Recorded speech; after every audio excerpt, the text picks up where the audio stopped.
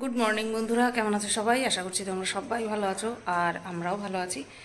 আজ হলো বৃহস্পতিবার, এখন বাজে সকাল 8:22 আর ক্যামেরাটা হাতে নিলাম। প্রথমে আজকে ঘুম থেকে উঠে বিছানা তুললাম, ঘর ঝাড় দিলাম, তারপরে গিয়ে ব্রাশ করলাম, তারপরে চোখে মুখে জল দিয়ে তারপরে মাথা আঁচড়ালাম। অন্যান্য সময় আগে বাসি বিছানা তুলেই চোখে মুখে জল দিয়ে চুল আঁচড়ে তারপরে ঘরটর ঝাড় দিই, কিন্তু আজকে উল্টো কাজ করলাম। কারণ চোখে মুখে ঘর ঝাড় দেওয়ার সময় না চোখে মুখে ভীষণ ধুলো যায়, তো সেই কারণে আজকে সবার শেষে গিয়ে চোখ মুখ ধুয়েছি, মানে দাঁত ব্রাশ করে চোখ মুখ ধুয়ে আসলাম। এখন যাব রান্নাঘরে। কালকে তো রান্নাবান্না সেরকম কিছুই করিনি জানো, ইভেন গতকালকের ভিডিওটাও এখনও পর্যন্ত শেষ করিনি, আজকে শেষ করব। কোমরে আবার প্রবলেম হচ্ছে,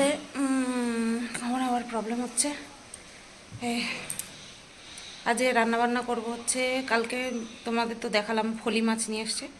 তো ফলি মাছ তো জ্যান্তই খায়, দিনের দিনে খায়, কিন্তু গতকালকে যেহেতু রান্নাবান্না করিনি তার জন্য আর খাওয়া হয়নি, তাই আজকে রান্না করব, ফলি মাছ রান্না করব।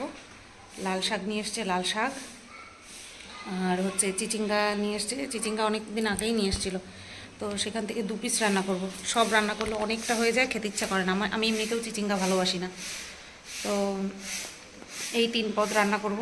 নতুবা রাত্রেবেলা আবার ওই শুধু ফলি মাছের ঝোল থাকবে, মনে কেমন কেমন করবে যে শুধু 1 পদ দিয়ে খেতে দেবো, তার জন্য চিচিঙ্গাটা করব। ঠিক আছে, তো চলো রান্নাঘরে যাই। চিচিঙ্গা আনছো, চিংড়ি মাছ আনো নাই কালকে? চিচিঙ্গা রয়েছে, তুমি চিংড়ি মাছ আনো নাই কালকে। চলো যাই, রান্নাঘরে যাই, কাজবাজ শুরু করি। এই যে আমার সোনা বাবা, দেখু বাবা, বাবা বাবা, এই যে আমার সোনা বাবা,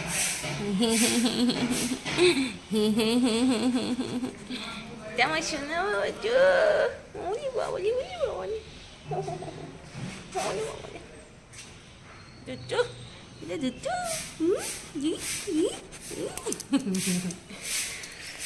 বাবা উঠতে গেলে জীবন যায়, বলতে গেলে জীবন যায়, কোমর যন্ত্রণা।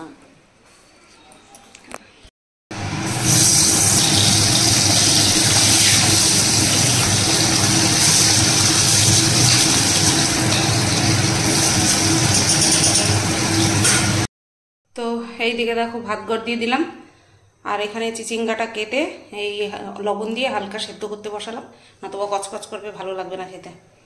আর এখানে আলু দিয়ে ফলি মাছের ঝোল কিন্তু আমার কমপ্লিট।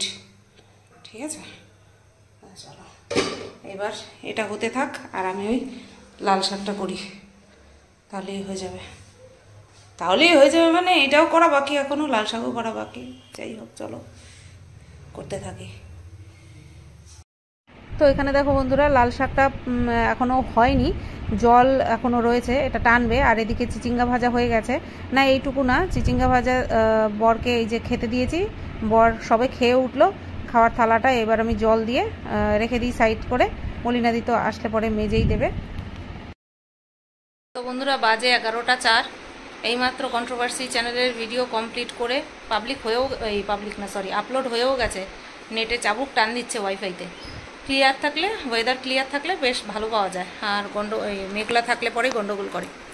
তো যাই হোক, ভিডিওটা টাইটেল থাম্বনেল বানানো হয়েছে, শুধু এখন চেকিংয়ের অপেক্ষা। চেকিং হয়ে গেলে তারপরে পাবলিক করব। আর এখন যাব রান্নাঘর পরিষ্কার করতে। চাটনিটা করিনি, চাটনিটা ভাবছি আজকে আর করবো না, চাটনি কালকে করে নেবো, আর পারছি না আজকে। তো যাই, রান্নাঘরটা পরিষ্কার করে আসি, অস্তব্যস্ত হয়ে রয়েছে। আর গতকালকের ভিডিওটাও এন্ড করতে হবে। শেরু বাবাকেও অবশ্যই দুজনেই খেয়ে নিয়ে তারপরেই ভিডিও করতে বসেছি। যাই, এই হচ্ছে মহিলাদের ধর্ম, করবো না বলে ঠিক করলাম। আর অ্যাকচুয়ালি সায়েন্টিফিক যেটা আছে সেটা তোমাদেরকে বলি। তো অবশ্যই বর চাটনি ভালো খায়, আমিও ভালো খাই, আমের চাটনি আমি ভীষণ ভালো খাই। আর ওই যে আমরা দিনের শুরুতে যেটা ভাবি, দিনের শেষে সেটাই বলি। তো ভেবেছিলাম করবো না, তারপরে যেই রান্নাঘর আসলাম না, রান্নাঘরটা গুছাতে, করেই ফেলি, তার জন্য বসিয়ে দিলাম, ব্যাস হয়ে গেল। তো রান্নাঘর পরিষ্কার করা কমপ্লিট, ধুয়ে মুছে নিলাম। আর ওই যে সসপ্যানে চাল ভিজিয়ে রাখলাম। সসপ্যান আসলো কোথার থেকে, কারণ মলিনাদি তো আসবে তাই, কিন্তু আমি সসপ্যান কেন মাজলাম সেটা তোমাদেরকে বলছি। তো চলো, রান্নাঘর পরিষ্কার করা হয়ে গেছে, এইবার লাইট বন্ধ করে দরজাটা দিয়ে দিই আর তোমাদেরকে দেখাচ্ছি। এই যে দেখো, শুধু সসপ্যান নয়, সমস্ত বাসনই কিন্তু আমি মেজে নিয়েছি। সেটা কেন তোমাদেরকে বলছি। গুড আফটারনুন বন্ধুরা, 2:05 বাজে। ভাত গড় দিলাম, এখন যাচ্ছি স্নান করতে, ফোনটাকে চার্জে বসিয়ে। তার আগে বলি তোমাদের যে মলিনাদি তো আসেনি, দেখতেই পেলে। আর তার মধ্যে আমার মাথাটা খুব যন্ত্রণা করছে। বাসন কোসন মেজে নিয়ে যখন আমি কিচেন কাউন্টারটা মোছা আমার প্রায় কমপ্লিট, হ্যাঁ, বেসিনটা পরিষ্কার হয়ে গেছে, গ্যাস ওভেন মোছা হয়ে গেছে। তারপরে যখনই আমি কিচেন কাউন্টারটা মুছতে যাব, তখন ওই আমাদের পাশের বাড়িতেই পাশেই এক বাড়িতে আর কি মলিনাদি কাজ করে। তো সেখান থেকে ফোন করেছিল, আসলে ওদের বাড়িতে আগে যায় তো, তাই ওদের বাড়িতে যাওয়ার টাইম পার হয়ে গেছিলো, তার জন্য ওদের বাড়ি থেকে ফোন করেছে। তারপরে এরকম শুনলো যে মলিনাদির পেট ব্যথা, আর সবাইকে জানিয়ে দিতে বললো যে আজকে আসবে না। তো তখনই সঙ্গে সঙ্গে ওই বাসনগুলো নিয়ে এক এক করে মেজে, প্রথমে হাঁড়িটা মাজলাম, তারপরে 2টো কড়াই ঢাকনা সেগুলো মাজলাম, তারপরে 3টে থালা, সসপ্যান, হাতা খুন্তি, 2টো চামচ। এই তো, আমার বাসন বেশি হয় না। তো আর একটা বড় বাটি আর 2টো ছোটো বাটি, ব্যাস এই কটা বাসন মেজে নিয়ে তারপরে আবারও বেসিনটা ধুয়ে নিলাম, কারণ ওই এঁটোকাটা আবার লাগলো তার জন্য। তারপরে নিচটা মুছে বেরিয়ে আসলাম, এসে ফ্যান চালিয়ে শুয়েছিলাম। আর এই ভাত করলাম, এখন যাচ্ছি স্নান করতে। তার আগে যাব ছাদে জামা কাপড়গুলো নিয়ে আসতে, বাইরে ভীষণ তাপ। তাহলে ফোনটা চার্জে বসিয়ে যাই। আসো না বাবা, চলো তুই হিসুকো বাবা। তো বন্ধুরা, 3:45 বাজে, খাওয়া দাওয়া কমপ্লিট আমার, শেরু বাবার। আর এখন নিয়ে আসলাম এই যে আঙুর, এখন এটা খাবো। ছাদের থেকে জামা কাপড় তো স্নান করার আগেই নিয়ে এসেছি, এটা খেয়ে একটুখানি ঘুমাবো। কালকে রাত্রেবেলা ঘুমটা ঠিকঠাক হয়নি। চলো। গুড মর্নিং বন্ধুরা, কেমন আছো সবাই? আশা করছি তোমরা সবাই ভালো আছো, আর আমরাও ভালো আছি। আজ হলো শুক্রবার, আর এখন বাজে সকাল 9:22। ক্যামেরাটা হাতে নিলাম কিন্তু উঠে গেছি অনেকক্ষণ আগে। বলতে যাচ্ছিলাম ক্যামেরাটা খুললাম এখন, কিন্তু উঠে গেছি অনেকক্ষণ আগে। কী সব বলে ফেললাম। যাই হোক, উঠলাম কটা, 8টা বাজে। 8টা বাজে তখন বর এসে বললো কানের কাছে, চলো ওঠো এবার, 8টা বাজে, উঠতে হবে। তো আমাদের জামাই এসছে, মানে আমার ভাসুরের ঘরের আর কি, তাই একটু কথা হলো, আর সেরু তার জন্যই চিৎকার করলো। তো 8টার সময় উঠলাম, উঠে নিয়ে তারপরে যা যা করি আর কি, বাসি কাজ, বিছানা তোলা, ঘর ঝাড় দেওয়া, ব্রাশ করা, এগুলো করে নিয়ে তারপরে ভাত বসালাম। মাছটা বের করলাম, আজকে কাতলা মাছ রান্না করছি। সবে মশলা কষিয়ে, আলু দিয়ে মশলা কষিয়ে জল দিয়ে আসলাম। এখনও পুরোপুরি জলটা ফুটে ওঠেনি, ঝোলটা ফুটে ওঠেনি, ঠিক আছে। আর ওইদিকে সেরুর জন্য মাংস সেদ্ধ বসিয়েছি প্রেশার কুকারে, আর কেটে রেখেছি হচ্ছে উচ্ছে কুমড়ো, এটা ভাজা করব, আর হচ্ছে তোমার বেগুন। আর মাছ ভাজলে পরে আমার জন্য যে 1 পিস মাছ ভাজা রাখি সকালবেলা খাওয়ার জন্য, সেটা তো তোমরা সবাই জেনে গেছো এখন। যদি এক্সট্রা থাকে তো। কালকে যেমন রাখিনি, কালকে ফলি মাছের ঝোল করেছিলাম, রাখিনি, মাছের ঝোল ফুটে গেছে। এক এক করে চলে যাও, সম্প্রদান করে দিলাম।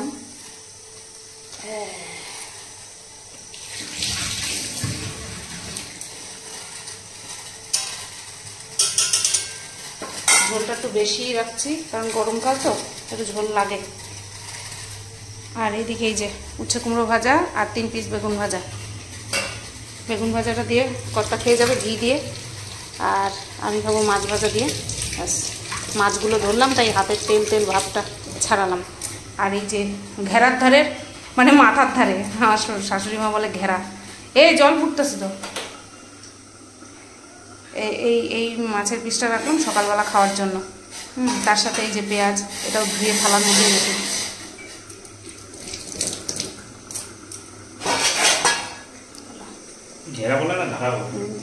ঘেরা ওই হলো। মাছের ঝোলটা নামলে পরে যে কোনো এক পাশটা খালি না হলে পরে এই প্রেশার কুকারটার মাঝখানে বসাতে পারতাম, কিন্তু যেহেতু বসাইনি, থাক, ওই মাছের ঝোলটা নামুক, হয়ে আসছে, ওটা হলে পরেই তারপরে ভাজাগুলো বসাবো। উচ্ছে কুমড়ো ভাজা আর মাছের ঝোল হবে না তোমার? হ্যাঁ, আচ্ছা, তো এই 2 পদ দিয়ে দেবো। আর কালকের শাক আছে, সেটা আমি খেয়ে নেবো দুপুরবেলা, ঠিক আছে। চলো, কই সোনা পাতা, ওই যে ওই যে সোনা পাপা, ওই যে সোনা পাপার পাপা ছাদে যাচ্ছে জামা কাপড় মেলতে, জামা কাপড় বলতে ওর প্যান্টটা মেলতে। আর শেরুও ধাওয়া করেছে পেছন পেছন। আগে উঠতো না, আগে শেড দেওয়া ছিল না তো, আগে গরম লাগতো, এখন ওঠে, এখন পুরো ছাদ ঘোরে। তো দেখো মাছের ঝোল বেশ বেশি করেই রাখলাম। হ্যাঁ, এই হচ্ছে আলু দিয়ে কাতলা মাছের ঝোলের ফাইনাল লুক। চলো এটা নামিয়ে সাথে সাথে এগুলো বসিয়ে দিই, নতুবা টাইম হয়ে আসছে, 9:30 বেজে গেছে। দেখো বন্ধুরা, রান্নাঘরটা পরিষ্কার করে নিলাম, চাল ভিজিয়ে দিয়েছি, মুছে নিয়ে দিলাম লাইট বন্ধ করে। তো 11:40 বাজে, ওই প্রায় 12টা। আর এখন আমি রান্নাঘর পরিষ্কার করে বের হলাম। মলিনা দিয়ে এসছে ওই প্রায় মনে হয় 11টা বাজে তখন। আবার রান্নাবান্না তো হয়ে গেছিলো অনেক আগে, কালকে রাত্রেবেলা। আজকে সকালের জন্য ভিডিও করতে পারিনি, কন্ট্রোভার্সি, তাই সেটা করে নিয়ে তারপর রান্নাঘর গুছাতে গেলাম, তার জন্য আমার দেরি হলো। ঠিক আছে, আর এখন আজকে আরও একটা বড় কাজ আছে, সেটা হচ্ছে শেরু বাবাকে স্নান করানো। ঠিক আছে, চুল কেটে দিলাম 2 দিন আগে, বুধবার দিন, আর আজকে করাবো স্নান। বাবা তালাটা দিই না, আজকে করাবো স্নান, কারণ গরম পড়েছে তো খুব। চুলটা কেটে দিয়েছি, তোমরা সবাই বলেছো, শুধু ভালো করেছো, চুলটা কেটে দিয়ে ও একটু হালকা ফিল করবে। আসছে না, তা ঘুমা আসছে, 4 হাত পা মেলে দিয়ে ঘুমা আসছে। আমি একটুখানি বসবো, বসে নিয়ে একটুখানি ফ্যানের তলায় বসবো, বসে নিয়ে তারপরে ওর স্নান করাতে যাবো, কারণ ওর স্নান করাতে গেলে অনেকটা এনার্জি লাগবে। সেটা ফোটা করে স্নান করানোর সময় যা না লাগে, বেশি লাগে হচ্ছে শুকানোর সময়, খুব ছটফট ছটফট করতে থাকে গায়ের জল শুকানোর জন্য। তো চলো একটুখানি রেস্ট নিয়ে নিই, তারপরে আসছি আবার। দেখো স্নান করিয়ে নিয়ে আসলাম, আর এই টেবিলের উপরে বসিয়ে দিয়েছি। নিচে তো মোছা হয়ে গেছে, জল জল হয়ে যাবে, তাছাড়াও নিচের ময়লাগুলোর গায়ে লেগে যাবে, তাই এখানে বসিয়ে দিলাম। এবার মুছবো, মুছে নিয়ে তারপরে ড্রায়ার দেবো। ঠিক আছে, চলো। হ্যাঁ দেবো বলি, fresh fresh fresh fresh fresh fresh. তো এখানে দেখো টেবিলের উপরে তো উঠিয়ে দিয়েছি, তোমাদেরকে দেখালামই।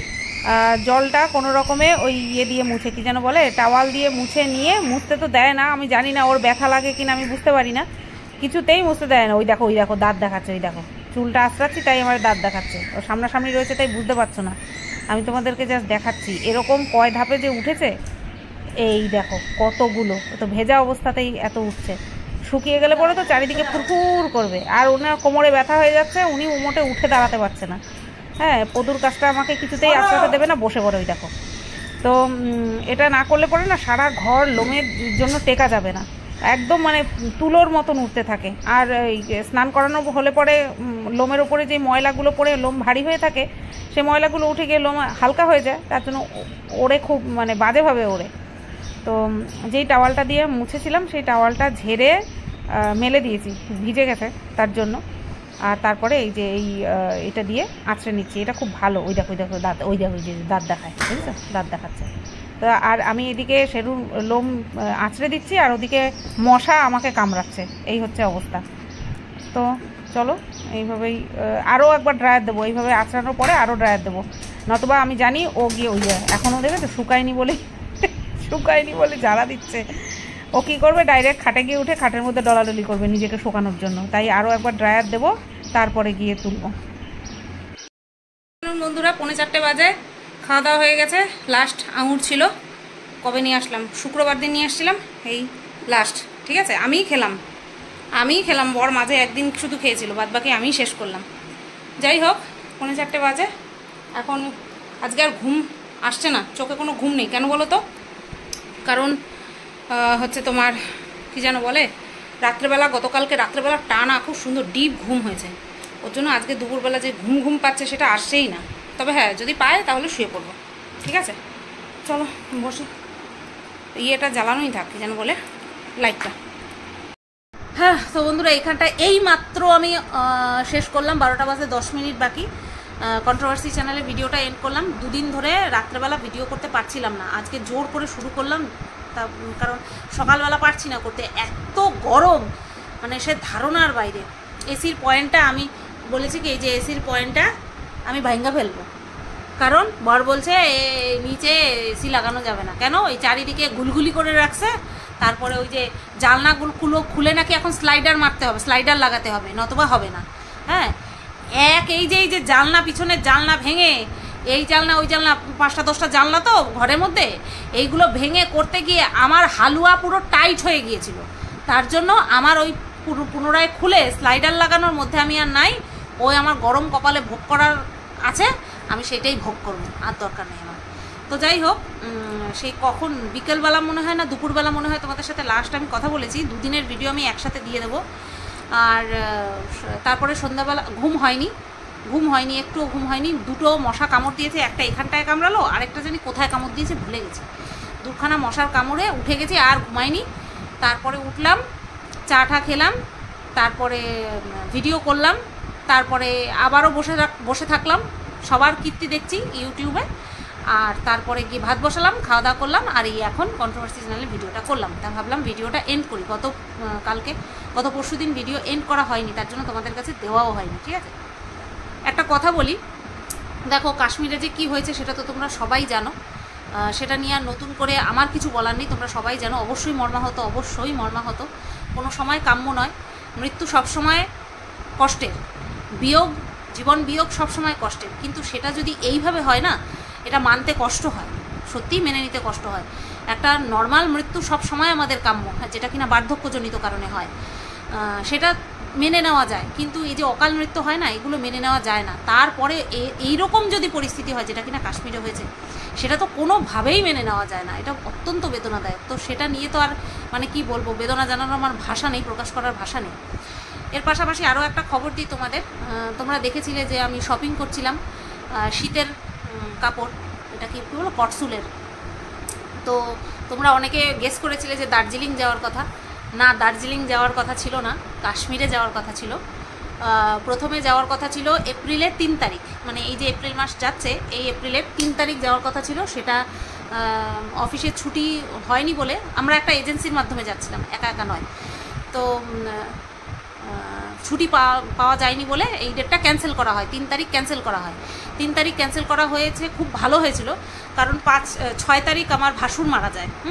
তো আমরা গিয়েও কোনো কিছুই করতে পারতাম না, উল্টে আরও আমাদের কষ্টই হতো। আমরা কিছুই মানে কি বলবো, উপভোগই করতে পারতাম না, স্বাভাবিক। তো সেইটা হলো না। 3 তারিখ ক্যান্সেল হয়ে গিয়ে মে মাসের 23 তারিখ আমাদের যাওয়ার কথা ছিল। ঠিক আছে, তো তার আগেই তো এই ঘটনা ঘটলো। ঘটার সাথে সাথে আর কোনো কথা নেই, টিকিট ক্যান্সেল করে দেওয়া হয়েছে, আর যাওয়ার প্রশ্নই নেই। অবশ্যই খারাপ লাগাটা তো একটা থাকবেই, কারণ অত সুন্দর জায়গা দেখার ইচ্ছে তো সবারই থাকে। কিন্তু তার ঊর্ধ্বে যদি কিছু থাকে, সেটা হচ্ছে সুস্থভাবে থাকা, জীবনটাকে রক্ষা করা। কপালে যা আছে সেটা তো হবেই, যার যেখানে শেষ নিঃশ্বাস ত্যাগ করার লেখা আছে সেটা তো হবেই, কিন্তু সাবধানের তো মান নেই। জেনে শুনে তো আর বাঘের মুখের মধ্যে নিজের মাথাটা ঢুকিয়ে দিতে পারি না, তাই না? কি বড় বড় ডায়লগ, এই নীল পর্দার সামনে বসলে না বিশাল বড় বড় ডায়লগ, আমার মনে হয় কি কন্ট্রোভার্সি করছি না। সত্যি কথা, খুব ইচ্ছে ছিল, ভাগ্যিস সব কিছু শপিং করিনি। সামনের বুধবার আমাদের একটুখানি শপিং মলে যাওয়ার কথা ছিল, কিছু কেনাকাটা করার কথা ছিল, সেটা আর হলো না। ভাবছিলাম একবার দার্জিলিং থেকেই ঘুরে আসি, কিন্তু মে মাসে আর টিকিটের সম্ভাবনা নেই, আর জুন মাসে গিয়ে লাভ নেই, কারণ বৃষ্টি এসে যাচ্ছে। বৃষ্টির মধ্যে আর ঘুরতে গিয়ে লাভ নেই, সে সব জায়গাতেই একই অবস্থা।